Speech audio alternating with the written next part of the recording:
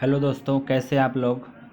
हाजिर हूँ मैं एक नए वीडियो के साथ। इस वीडियो में हम हमारा जो सीरीज चल रहा है पेपर 5 का, और उसमें अब तक हमने क्वेश्चन 5, 6, 7, 8 और 9 क्वेश्चन तक कर लिया है। अब इस वीडियो में हम बात करेंगे क्वेश्चन नंबर 10 का ए। क्वेश्चन नंबर 10 ए इस प्रकार से है, let X be a metric space, then prove that a subset G of X is open if and only if. I double F को इफ़ एंड ओनली इफ़ पढ़ते हैं। G is a union of open spheres, यानी कि question हमारा ये कह रहा है कि यदि x एक मैट्रिक स्पेस है तो साबित कीजिए कि कोई सबसेट g x का ओपन होगा यदि और केवल यदि g is a union of open sphere. g जो है वो यूनियन होना चाहिए ओपन स्फेयर्स का। ठीक है, तो चलिए इसको सॉल्व कैसे किया जाए देखते हैं। लेट हमने मान लिया x कॉमा डी बी ए मैट्रिक स्पेस, और लेट जी सबसेट है x का बी एन ओपन सेट। सबसे पहले हमने मान लिया कि x कॉमा डी एक मैट्रिक स्पेस है और g सबसेट है x का जो कि मैट्रिक है और वो एक ओपन सेट है।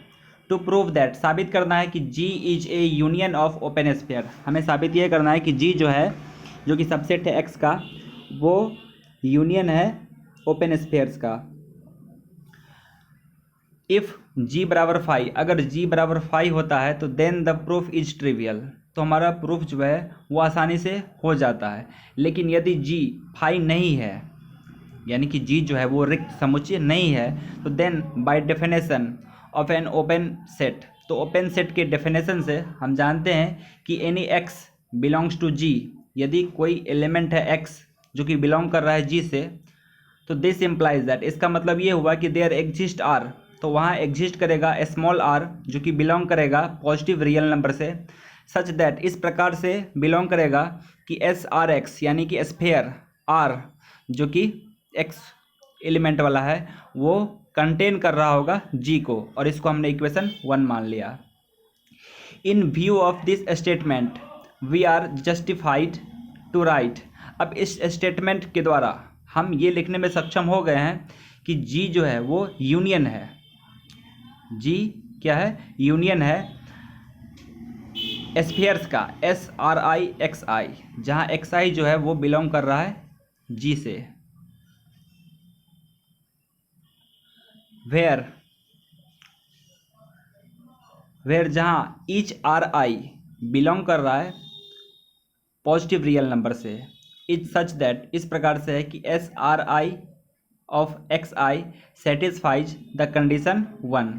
कन्वर्सली, अब हम विपरीत रूप से मान ले रहे हैं कि सपोज दैट कि एक्स कॉमा डी एक मैट्रिक स्पेस है। तो सबसे पहले हमने क्या दिखाया, तो हमने पिछले केस में हमने दिखाया कि एक्स बिलोंग कर रहा है जी से, एक्स बिलोंग कर रहा है जी से, और उसके द्वारा हमने यहाँ पर दिखाया कि s R I X I satisfy कर रहा है कंडीशन 1 को। अब हम उल्टा रूप से मान लेते हैं कि suppose that x comma D एक मैट्रिक स्पेस है, तो लेट जी कंटेन कर रहा है एक्स को be expressible as a union of open spheres, that is G बराबर union of U I S R I of X I. To prove that, तो साबित करना है कि G is an open set, तो लेट हमने मान लिया कि x बिलोंग कर रहा है g से, be arbitrary, then x is a centre of some open sphere, तो x क्या होगा, तो एक सेंटर होगा सम ओपन स्फीयर्स का, that is S X comma R belongs to S R I of X I, then S are x belong करेगा union of U I S R I X I जो कि बराबर g होगा। या फिर हम लिख सकते हैं कि एस आर एक्स कंटेन कर रहा होगा g को। Here for all x belongs to g there exist small r belongs to capital capital R plus यानी कि positive real number such that कि एस आर एक्स बिलोंग कर रहा है, कंटेन कर रहा है जी को। अब क्वेश्चन नंबर 10 का बी, प्रूव दैट, साबित करना है कि every metric space is T2 space. और इसी क्वेश्चन को पूछने का दूसरा तरीका है state and proof Hausdorff theorem.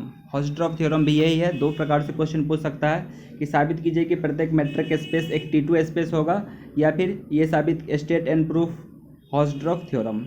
इसका स्टेटमेंट इस प्रकार से है, in a metric space x comma D for every pair of distinct points x comma Y belongs to capital X जो कि सेट है, there exist disjoint open set u comma b such that x belongs to u and y belongs to b। इसका statement था। अब हम इसको proof करने जा रहे हैं। तो लेट हमने मान लिया कि x कॉमा d एक मैट्रिक स्पेस है।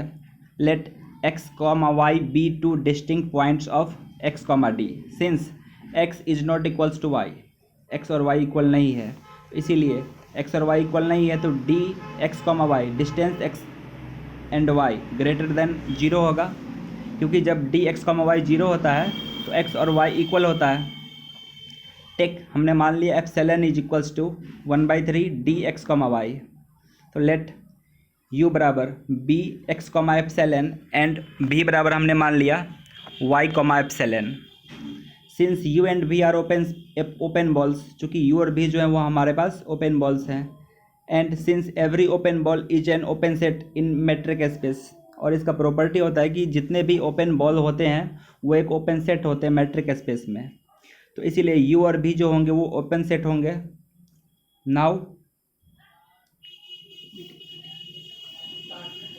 Now we have to show that u and v are disjoint. अब हमको ये साबित करना हो कि u और v जो है वो डिसजॉइंट है, that is u intersection v is equals to phi. Suppose u intersection v is not equals to phi. Let rho belong कर रहा है u इंटरसेक्शन v से, तो अगर ये बिलोंग कर रहा है u इंटरसेक्शन v से तो ये u में भी बिलोंग करेगा और v में भी बिलोंग करेगा। This implies that rho belongs to ball x comma epsilon and rho belongs to ball y comma epsilon. So this implies that rho comma x less than epsilon and distance rho comma y less than epsilon. So consider dx comma y less or equal to dx comma p plus rho plus d rho comma y। इसका भी मान epsilon, इसका भी मान epsilon, तो ये less और equal हो गया 2 एप्सिलॉन के, यानी कि D x comma Y distance X comma Y less और equal to 2 epsilon is equals to 2 into epsilon के बदले 1/3 डी एक्स कॉमा वाई। चूँकि डी एक्स कॉमा वाई छोटा या बराबर है 2/3 डी एक्स कॉमा वाई से, जहाँ की d x comma y greater है 0 से, तो dividing both sides by d x comma y यानी डिस्टेंस x कॉमा वाई से डिवाइड कर देंगे तो 1 लेस और इक्वल टू 2/3 अर्थात 3 लेस और equal to 2, which is a contradict, जो कि एक कॉन्ट्राडिक्शन है, विरोधाभास उत्पन्न हो रहा है कि 3 कभी भी छोटा नहीं हो सकता है 2 से। तो इसीलिए हमारा जो मान्यता था वो गलत हो गया। u इंटरसेक्शन v बराबर जो फाई हमने मान लिया हुआ था, है ना, वो बराबर नहीं माना था फाई के, तो इसीलिए u इंटरसेक्शन v बराबर फाई होगा। We have found disjoint open sets u and v such that x belongs to u and y belongs to v। Hence हमारा थ्योरम जो है वो प्रूफ हो चुका है।